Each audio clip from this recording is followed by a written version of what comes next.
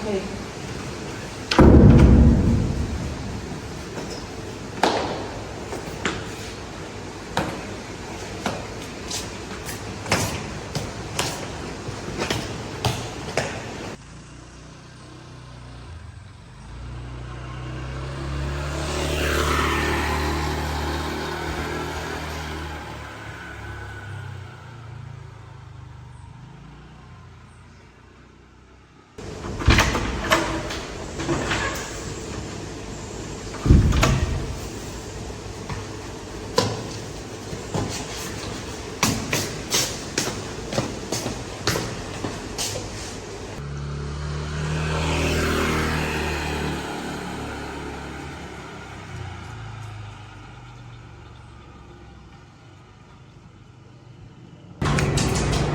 เจนโบว่าแกจำได้ไหมอะว่าอาจารย์สั่งอะไรบ้างเราจำไม่ได้อ่ะเมื่อกี้เราไม่ได้ฟังจำได้ไหมอาจารย์ให้ทำโปรเจกต์เปล่าการเรียน งั้นพวกแกไปทำงานที่ห้องกันไหมได้นะได้ ช่วงเย็นๆนะเรียน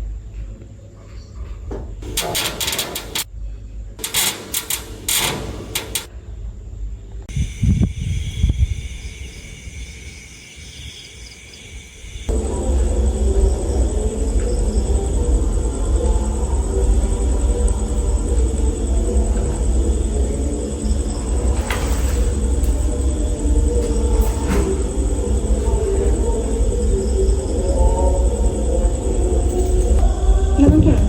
ถูกแล้วนี่ตามเนี่ยคือมึงทำถูกปะถูก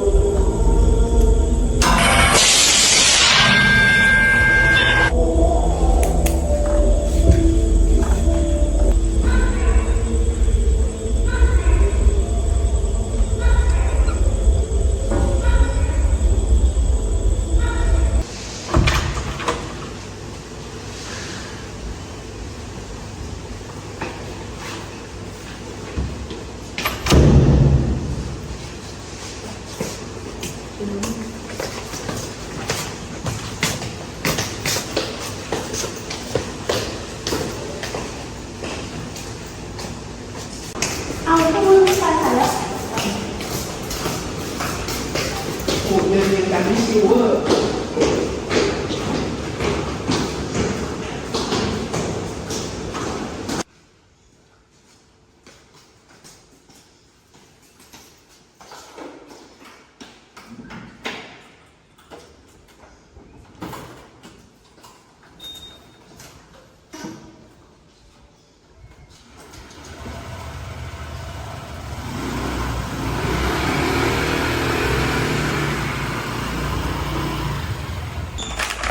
แต่เมื่อคืนนะที่เราทำงานกลุ่มอะได้ยินเสียงอะไรไหม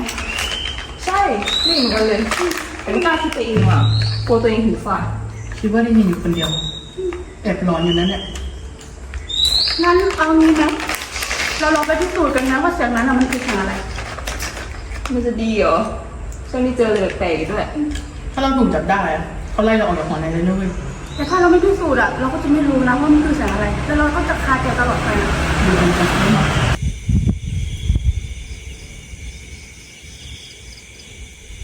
พร้อมกันแล้วใช่ไหมเรื่องนี้เรารู้กันแค่พอนะเดี๋ยวไปพูดกับใครนะ ใช่ ถ้าเราไปพูดกับคนอื่นอ่ะ เราโดนลงโทษแน่ นี่มันคือจุดแล้วนะเราจะไปกันเลยแม่ อืม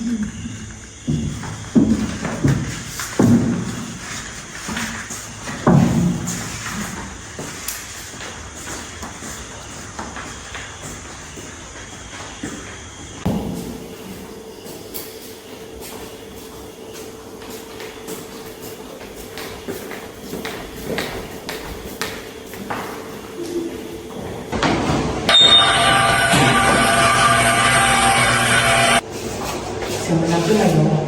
ใช่ได้ยินเหมือนกัน เราไม่ได้ยังเถอะย้ายเสียเวลาแล้วคนนี้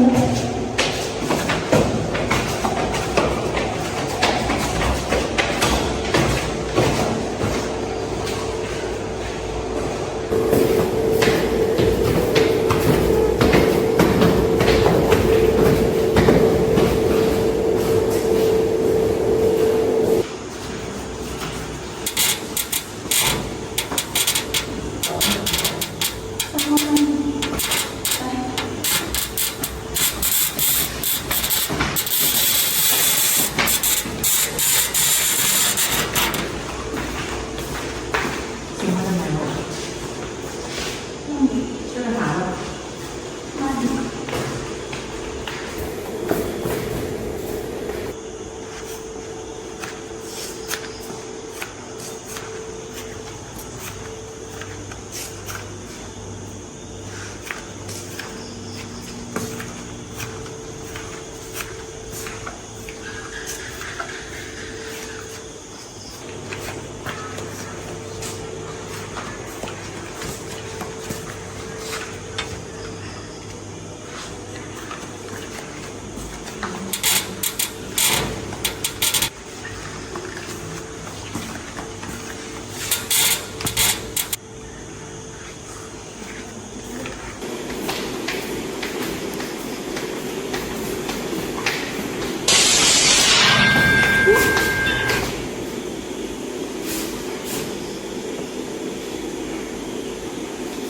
ใช่ปะ